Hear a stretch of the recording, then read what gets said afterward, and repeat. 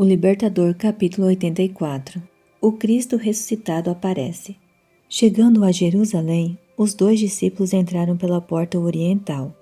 Seguiram pelas ruas estreitas, iluminadas pela lua crescente, e chegaram ao salão do andar de cima, onde Jesus tinha passado a última noite antes de sua morte. Eles sabiam que encontrariam os outros discípulos ali. Por segurança, a porta estava fechada e travada. Os 2 bateram na porta para que os deixassem entrar, mas não houve resposta. Tudo estava quieto. Deram, então, os seus nomes. A porta foi cuidadosamente destravada. Eles entraram e outro invisível entrou com eles. Então a porta foi outra vez travada para impedir a entrada de espiões. Os viajantes encontraram seus colegas discípulos em um entusiasmo surpreendente. Vários deles estavam dizendo: "O Senhor ressuscitou e apareceu a Simão." Ainda ofegantes por sua apressada viagem, os 2 contaram como Jesus havia aparecido para eles. Alguns estavam falando que não podiam acreditar naquilo, pois era bom demais para ser verdade, quando outra pessoa se colocou diante deles. Nenhum estranho havia batido à porta pedindo para entrar e ninguém tinha ouvido ruídos de passos. Os discípulos ficaram assustados. Então ouviram a voz de seu mestre, clara e distinta: "Paz seja com vocês." Eles ficaram assustados e com medo, pensando que estavam vendo um espírito. Ele lhes disse: "Por que vocês estão perturbados e por que se levantam dúvidas em seus corações? Vejam as minhas mãos e os meus pés. Sou eu mesmo. Toquem-me e vejam. Um espírito não tem carne nem ossos como vocês estão vendo que eu tenho." Tendo dito isso, mostrou-lhe as mãos e os pés. E por não crerem ainda, tão cheios estavam de alegria e de espanto, ele lhes perguntou: "Vocês têm aqui algo para comer?" Deram-lhe um pedaço de peixe assado, e ele comeu na presença deles. Lucas 24, versos 36 a 44. Os discípulos alegraram-se quando viram o Senhor. A fé substituiu a descrença e eles reconheceram seu Salvador ressuscitado. Reconheceremos nossos entes queridos. O rosto do Salvador ressuscitado, seus gestos, sua fala, tudo era familiar para seus discípulos.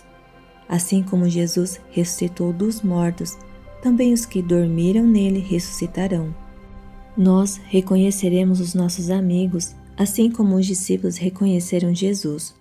No corpo glorificado, a identidade deles será perfeitamente conservada. Reconheceremos os traços daqueles que amamos. Jesus fez lembrar aos discípulos as palavras que ele tinha dito antes de sua morte.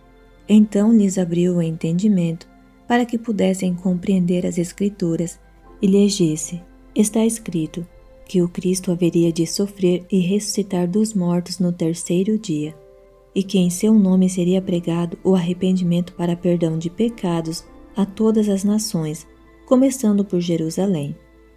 Vocês são testemunhas dessas coisas." Versos 45 a 48.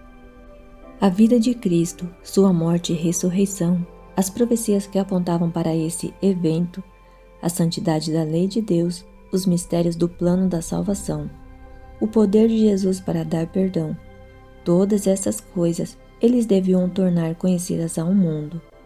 E com isso, soprou sobre eles e disse: "Recebam o Espírito Santo. Se perdoarem os pecados de alguém, estarão perdoados. Se não os perdoarem, não estarão perdoados." João 20, versos 22 e 23. Cristo daria seu Santo Espírito a eles mais abundantemente depois da sua ascensão. No entanto, ele soprou seu Espírito sobre eles para impressioná-los com o fato de que, sem o Espírito Santo, não poderiam cumprir seus deveres oficiais referentes à Igreja. O dom do Espírito Santo é o dom da vida de Cristo. Ele dota o receptor com os atributos de Cristo.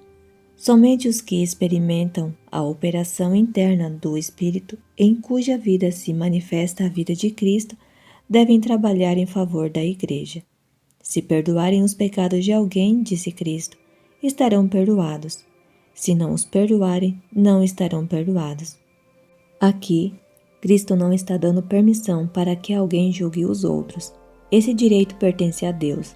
Entretanto, ele coloca sobre a igreja organizada uma responsabilidade por seus membros individuais. A igreja tem o dever de advertir, instruir e restaurar os que caem em pecado.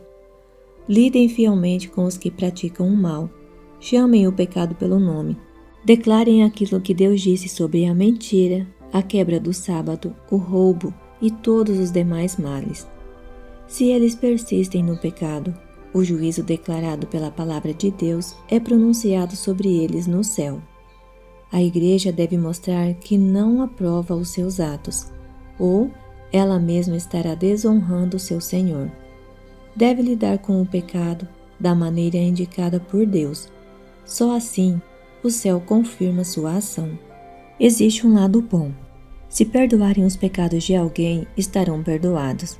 Que esse pensamento seja o seu foco. Os pastores devem falar sobre a perdoadora misericórdia do Salvador para os que estão no erro. Que eles animem o pecador a se arrepender e a crer naquele que pode perdoar. Se confessarmos os nossos pecados, Ele é fiel e justo para perdoar os nossos pecados e nos purificar de toda injustiça. 1 João 1, verso 9.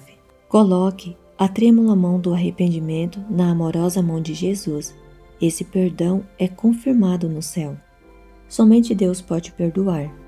Unicamente nesse sentido, a igreja tem o poder de livrar o pecador do pecado. Somente pelos méritos de Cristo é que podemos obter perdão dos nossos pecados. Deus não dá a nenhum ser humano ou organização humana o poder de livrar alguém da culpa. O nome de Jesus é o único nome pelo qual devamos ser salvos. Atos 4, verso 12. Quando Jesus se encontrou pela primeira vez com os discípulos no salão do andar superior, Tomé não estava com eles. Ele tinha ouvido os relatos dos outros de que Jesus havia ressuscitado, mas a melancolia e a descrença encheram o coração dele. Se Jesus tivesse realmente ressuscitado, não poderia haver a esperança de um reino terrestre literal. Feria o seu orgulho pensar que seu mestre tinha se revelado a todos, menos a ele. Estava determinado a não crer e passou a semana inteira refletindo sobre sua miséria. Várias vezes ele declarou: se eu não vir as marcas dos pregos nas suas mãos e não colocar o meu dedo onde estavam os pregos e não puser a minha mão no seu lado, não crerei. João 20, verso 25. Ele não queria exercer uma fé que dependesse do testemunho dos seus colegas discípulos. Embora amasse seu Senhor, havia deixado que o ciúme e a descrença tomassem posse de seu coração. Uma noite, Tomé decidiu encontrar-se com os outros no agora familiar salão do andar superior. Ele tinha uma leve esperança de que as boas novas fossem verdadeiras. Enquanto jantavam, os discípulos falavam das evidências que Cristo havia apontado nas profecias. Jesus entrou, pôs-se no meio deles e disse: paz seja com vocês. Verso 26. Virando-se para Tomé, disse: coloque o seu dedo aqui. Veja as minhas mãos. Estenda a mão e coloque-a no meu lado. Pare de duvidar e creia. Verso 27. O duvidoso discípulo sabia que nenhum dos seus companheiros poderia ter contado para o mestre a respeito da sua descrença. Ele não quis saber de mais provas. Seu coração saltou de alegria e, prostrando-se aos pés de Jesus, exclamou: Senhor meu e Deus meu. Verso 28. Jesus aceitou seu reconhecimento, mas, gentilmente, reprovou sua descrença. Porque me viu, você creu? Felizes os que não viram e creram. Verso 29. Se o mundo hoje seguisse o exemplo de Tomé, ninguém creria, pois todos os que recebem a Cristo o fazem mediante o testemunho de outros. Muitos que, como Tomé, esperam que tudo aquilo que causa dúvida seja removido, nunca terão esse desejo atendido. Esses gradualmente se confirmam na descrença. estão semeando dúvida e não colherão outra coisa senão dúvida. Então, quando a fé e a confiança forem essenciais, muitos se encontrarão incapazes de ter esperança e de crer. A maneira como Jesus tratou Tomé mostra como devemos tratar os que põem suas dúvidas em destaque.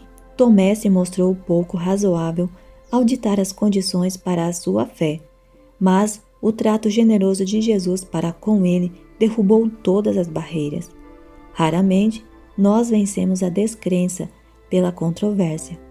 Entretanto, se revelarmos a Jesus em seu amor e misericórdia como o Salvador crucificado, muitos lábios, antes indiferentes, pronunciarão o mesmo reconhecimento de Tomé: Senhor meu e Deus meu.